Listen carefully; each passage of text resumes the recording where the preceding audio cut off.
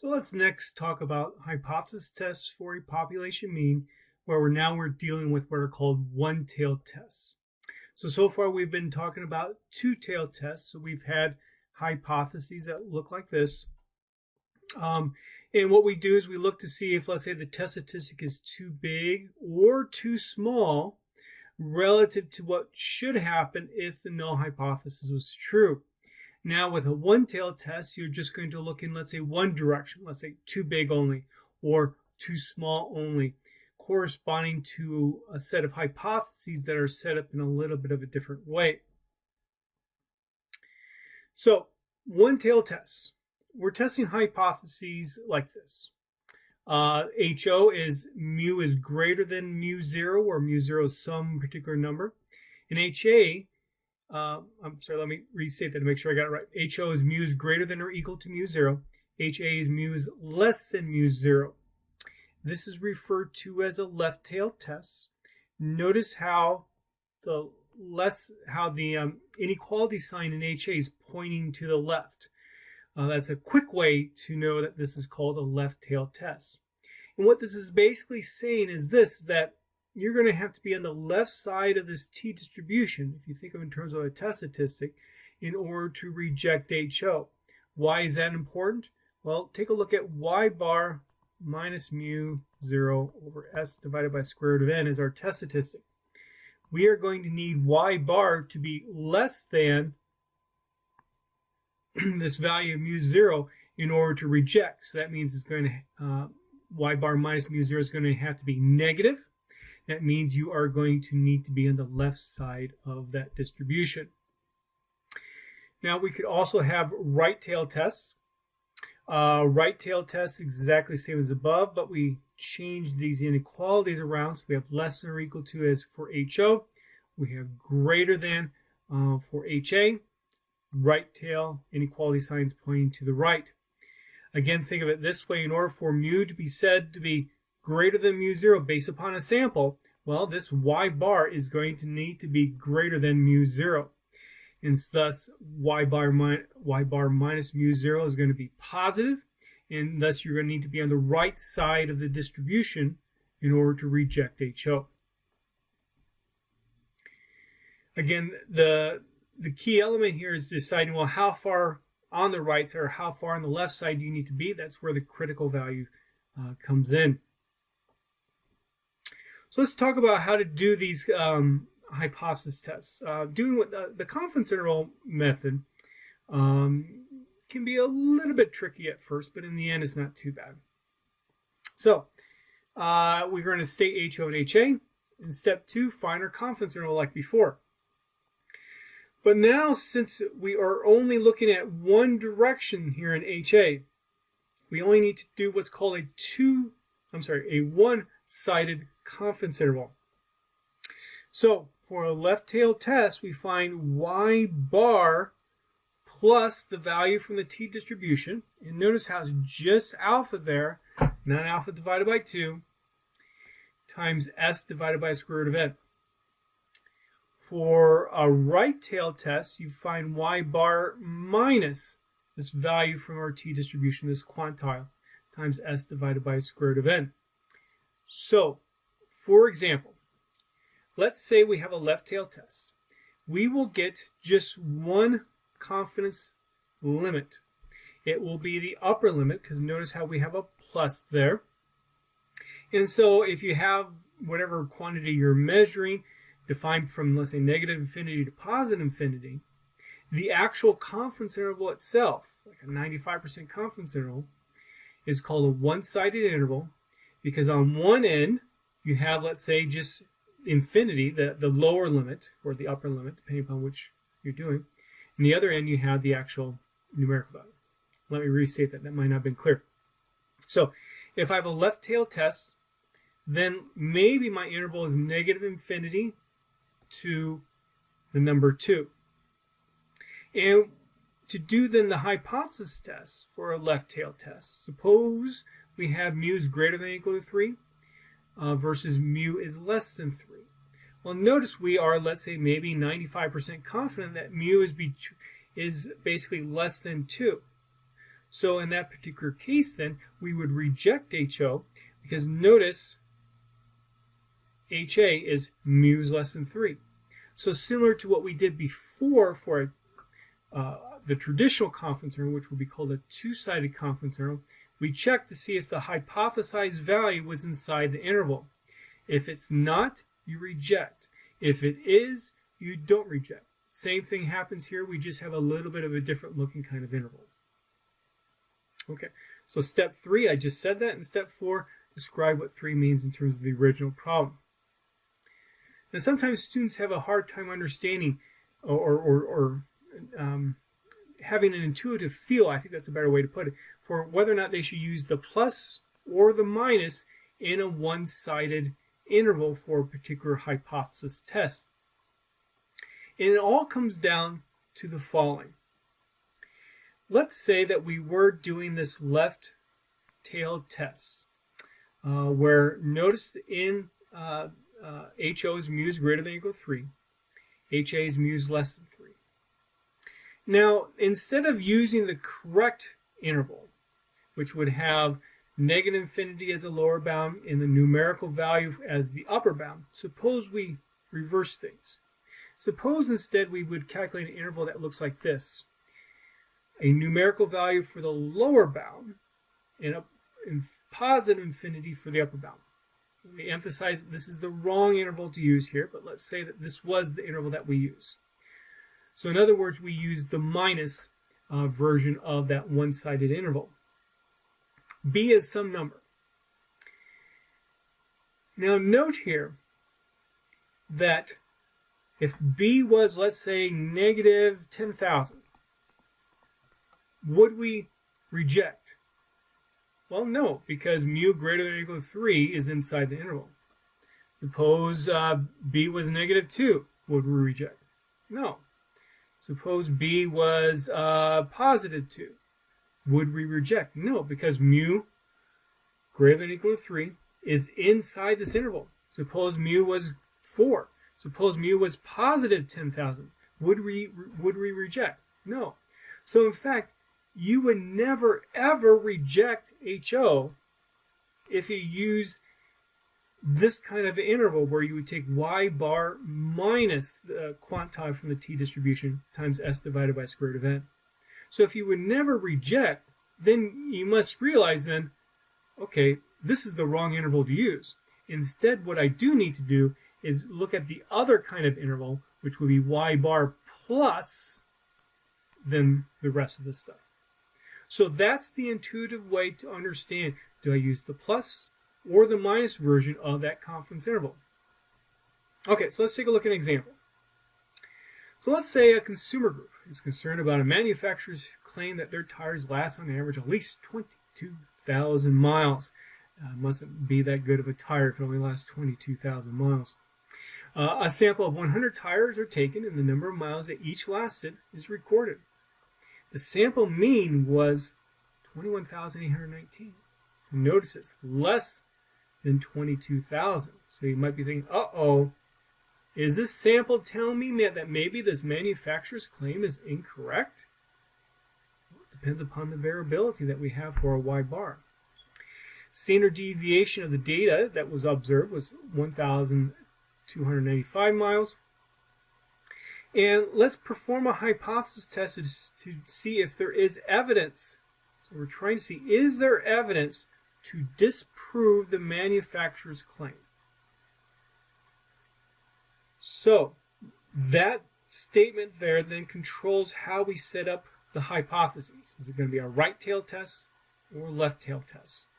It's very, very important because again, this, I shouldn't say again, but this is a particular location where students struggle with. Okay. Is there evidence to disprove the manufacturer's claim? So that's what we're trying to do, and control the type 1 error rate at 1%. So since that's what we're trying to do, this is almost like a research hypothesis. Okay, we're looking with a sample, see if there's evidence to disprove the manufacturer's claim. So because of that, we need to put that aspect in HA. And the reason being corresponds to the type 1 error rate. We control the probability of making a type 1 error at alpha. So by specifying this part in HA there, we have essentially a 1% probability in terms of, like, let's say, the repeated sampling process of take a sample, do a hypothesis test, take a sample, do a hypothesis test. We control the kind of making of coming up with the wrong conclusion here at 1%. Okay, so here's our hypotheses. Mu is greater than or equal to 22,000. Mu is less than 22,000 for HA. Then the corresponding one-sided interval would take y bar plus then the rest of those quantities. If you do all the math, you get 22,125. So despite the sample mean being less than 23,000 miles, the variability that one would typically have from one sample to the next is such that, hey, you could get over 22,000 miles for the population of all the tires. So confidence interval, negative infinity. Well, you can't have a negative infinity miles, so you could chop that off and make it 0 if you want to. Mu is less than 22,125. So because of that, since 22,000 is in that interval, do not reject HO. There is not sufficient evidence to disprove the manufacturer of tires' claim. Okay. Well, what about then the test statistic method? State HO and HA, find the test statistic, just like how you would normally. So T equal y bar minus mu 0 over S divided by square root of n. Find the critical value. This is what changes. Now, since we are dealing with a one-tailed test, we only need to find one critical value. For a left-tailed test, you need to be on the left side of the distribution. We have a negative out in front of our quantile. And notice we only have an alpha there versus alpha divided by 2. Since we don't need to worry about being too extreme on the left side, too extreme on the right side of the distribution, now we only need to worry about one side of the distribution. For a right-tailed test, again, we're pointing to the right, we have a positive value there. Then we need to decide if we reject or don't reject HO. So left-tailed tests, here's where our critical value is going to be. If anything's to the left, that tells us our sample has given us some evidence that we're just so extreme, it would be so unusual to observe this evidence if HO is true. So therefore, let's conclude that HO is actually incorrect. We reject it. Right-tailed test, you could say a similar thing as well. Now you're going to be on the right side of the distribution, and then state your conclusions for step 5. So for the tire life example then, the test statistic ends up being negative 1.4. Our critical value, again, you can go to the QT function to find that. You would, in this particular case, let's see, you could put 0.99 there, a minus, and then your degrees of freedom of 99. That will be one way to find that. In step 4, let's graph things out. Here's where my test statistic falls relative to our critical value. This isn't really extreme. This would not be unusual to have this particular sample if HO was true. So therefore, because negative 1.4 is greater than negative 2.364, don't reject HO. Thus, there is not sufficient evidence to disprove the tire manufacturer's claim. Okay, next, let's talk about the p-value method. Step 1, HOHA. Step 2, find that p-value. Of course, you're going to need to calculate the test statistic first, then define the p-value. Left-tail test. Notice how when I find that corresponding p-value, that probability value, I need to find the probability that a random variable t is to the left of what I actually observe. Right-tail test. The inequality sign out is pointing to the right. And just as a reminder, what does a p-value give you here? Well, for a right-tailed test, it gives the probability of finding a value of t at least this great, assuming HO is true. Step 3, state your alpha level. Step 4, decide if you reject or don't reject, the same way as we've done before. P-value less than alpha, reject. P-value greater than alpha, don't reject. And so this is how things could look for a particular right-tailed test. Notice how my t-test statistic here is in more of the middle of the distribution here. So I calculate this area underneath the curve. I compare it to my alpha, and we can see the p-value would be greater than alpha. And step 5, state your conclusion. Okay, so we're on page 9 here. Entire life example, once again. Test statistic was negative 1.4. I have a left-tailed test, so I need to find a probability then that the random variable is less than negative 1.4. That probability is 0.0823. How do I find that? I use the PT function. But again, one could actually use calculus to do that as well. Excuse me. Alpha is 0.01.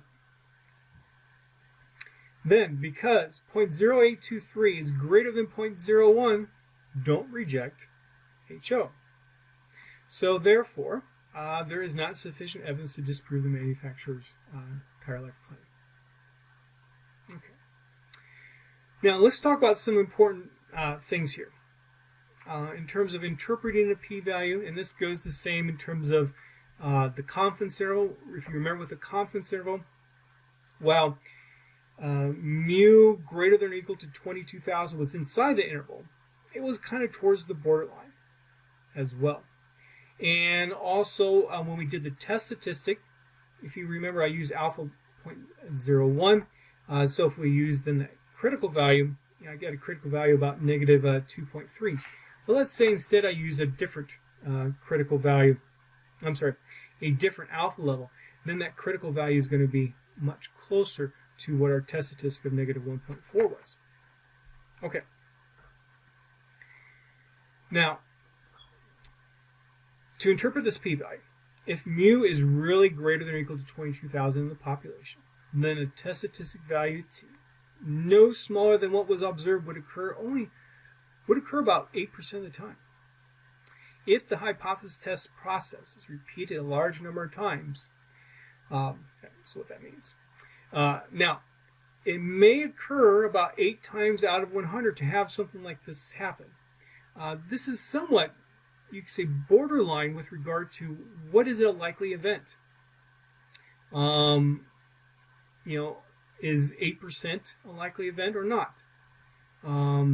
Here, we use the judgment of alpha 0.01 to make a determination of if alpha is 0.01, if alpha is greater, if the p-value is greater than 0.01, then we judge it's a reasonable event to happen. If p-value is less than 0.01, then we say, well, that's unlikely to occur. But you can see if you change that alpha, you change your interpretation. And so this is something that I want to discuss.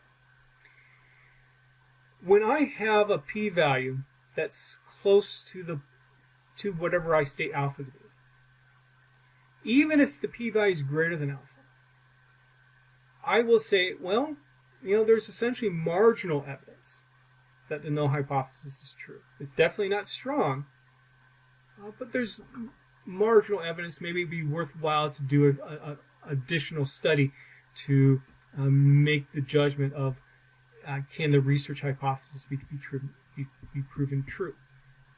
On the other hand, if I had a p-value that was less than alpha, but was still close to what the alpha value was, I would say basically the same thing.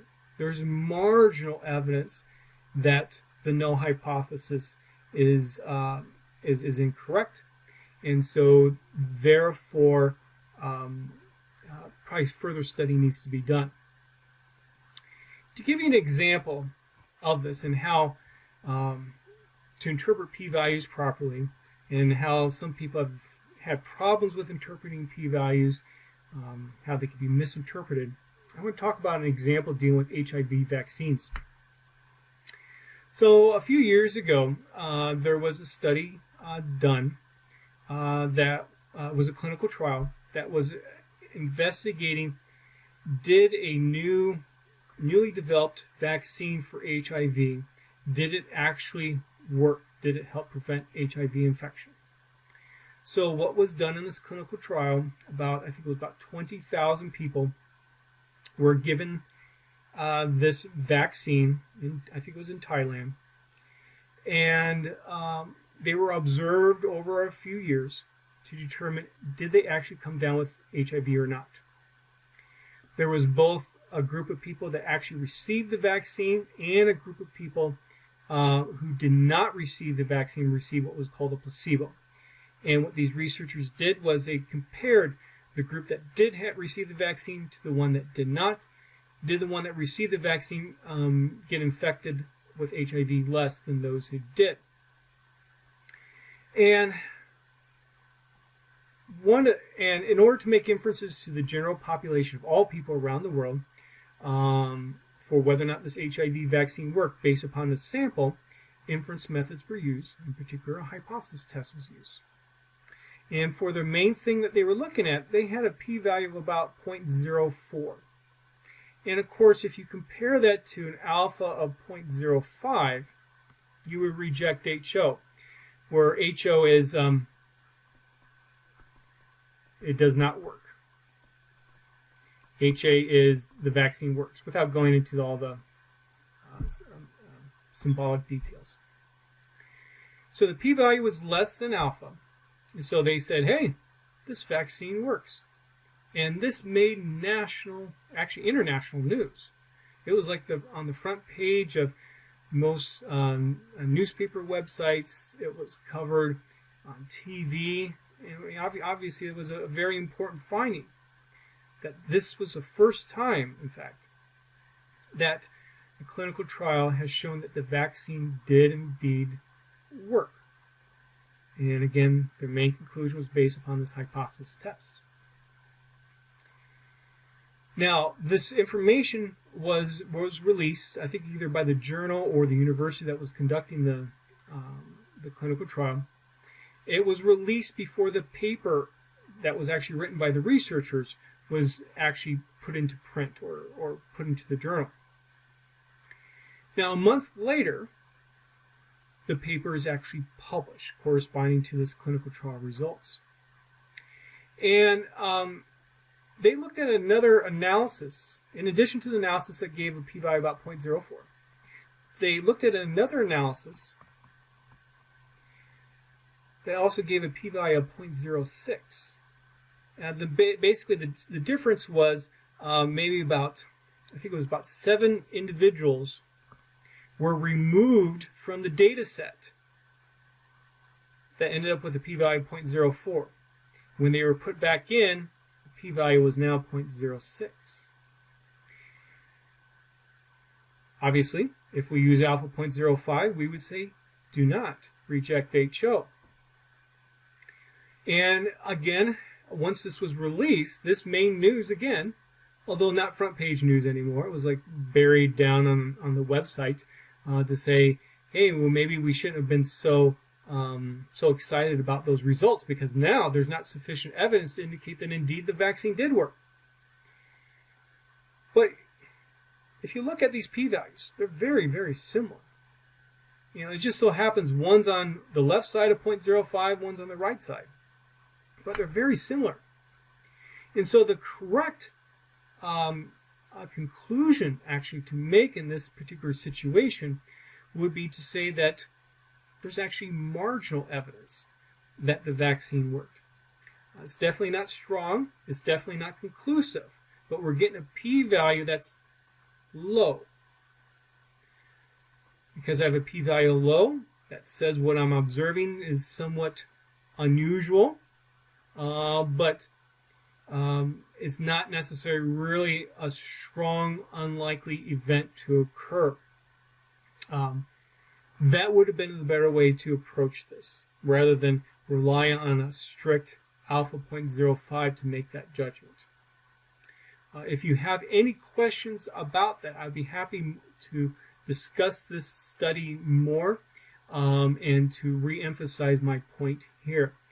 I want to emphasize, though, that I bring this up is because over the last few years, there's been a lot of critical statements made about hypothesis testing, and a lot of those statements are because of people misinterpreting what the hypothesis test is giving. And if one better understands that, just because your p-value is 0.04999999 doesn't mean that you have necessarily proved your research hypothesis to be true. On the other hand, just because your p-value is 0.05000001 doesn't mean that you have to throw away all your research that you've done. Okay, let's move on. Let's go back to the volleyball example once again. Without a particular reason why, let's say my HA is going to be mu is less than 11.6, so I have a left-tailed test. If I were to use the t.test function with it, note that there's an argument in the t.test function that allows you to specify if you have a left tail, right tail, or two-sided test. We've actually seen the two-sided test before. But now I have a left tail test. Rather than saying left, instead we use the argument alternative equal less to mean that. If you have a right tail test, you use greater. So with this then, everything remains the same except for, here's my p-value, 0.2726. So this is representing the probability random variable t is less than negative 0.6. Notice here's my interval. It's now a one-sided interval.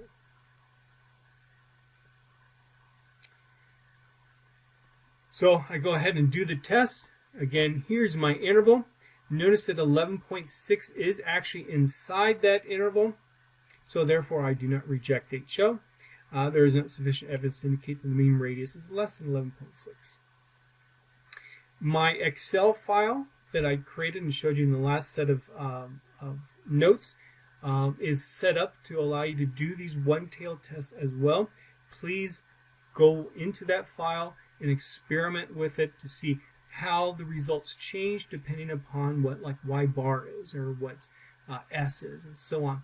By doing that, you'll get a much intuitive feel for how these hypothesis tests are actually working. Okay, so this takes us to page 13 then. We're going to deal with car warranties. So every new car that you get has some kind of warranty attached to it. Very frequently you hear something like a 3-year, 36,000-mile warranty, which basically means whichever comes first, either 3 years or 36,000 miles, that's when your warranty ends. And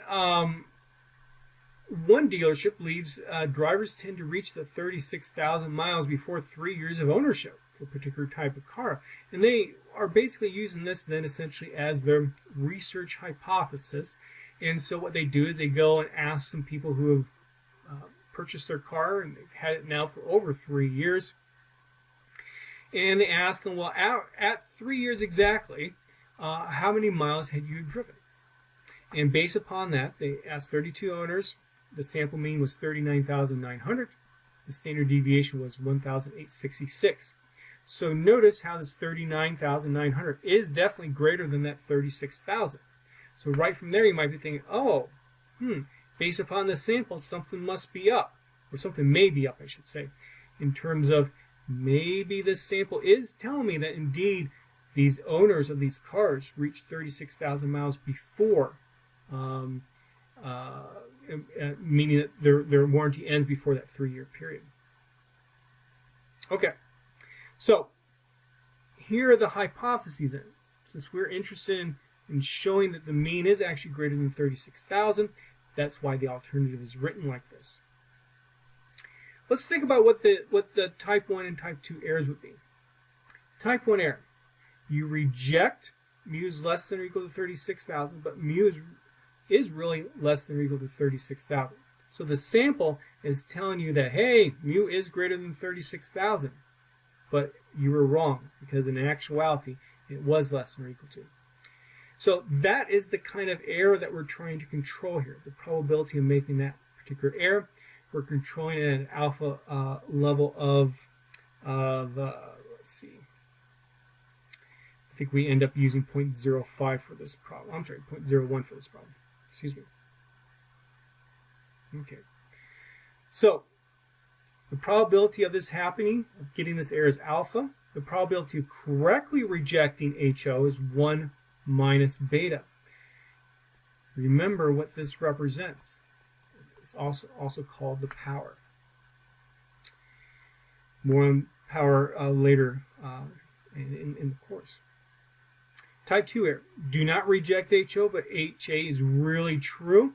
So mu is, based upon our sample, we say, okay, I can't say that mu is less than or equal to, I cannot reject mu is less than or equal to 36,000, but in fact, it was. And so that is an error, but we don't control the probability of making that kind of an error.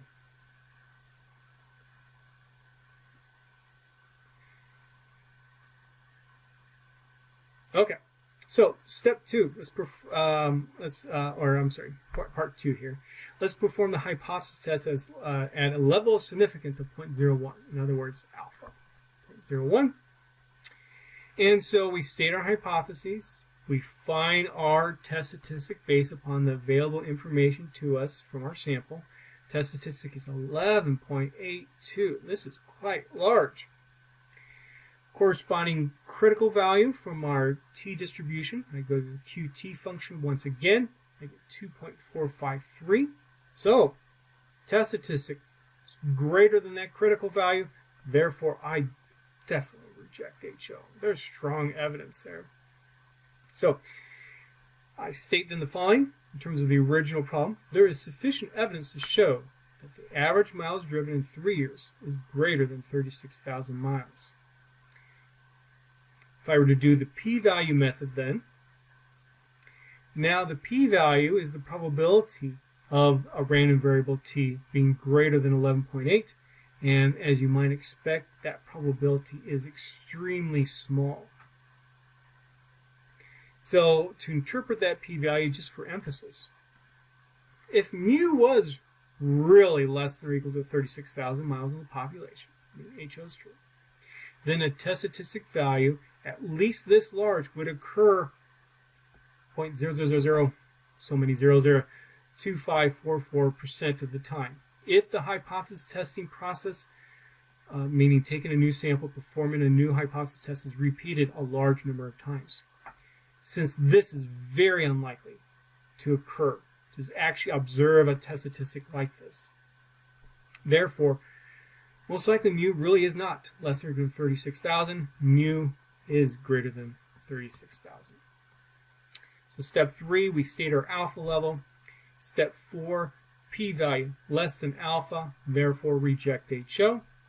And then step 5, well, there is sufficient evidence to show that the average miles driven in 3 years is greater than 36,000 miles. Confidence interval method, please make sure you do that on your own to verify that indeed you can do it.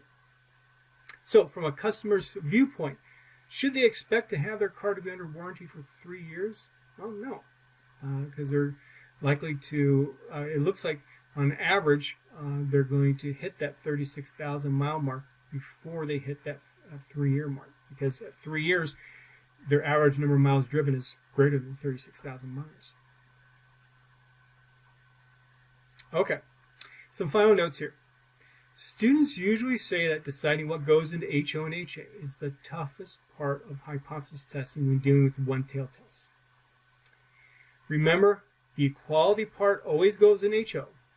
And also, always ask yourself what the type 1 error, write it out, what that would represent, and let that help guide you for what you want to control the probability of in terms of an error. That will then guide you to determine what goes into HO, what goes in HA. That is the key. These kinds of hypothesis tests that we're doing here are often called t-tests because we're using the t-distribution with them.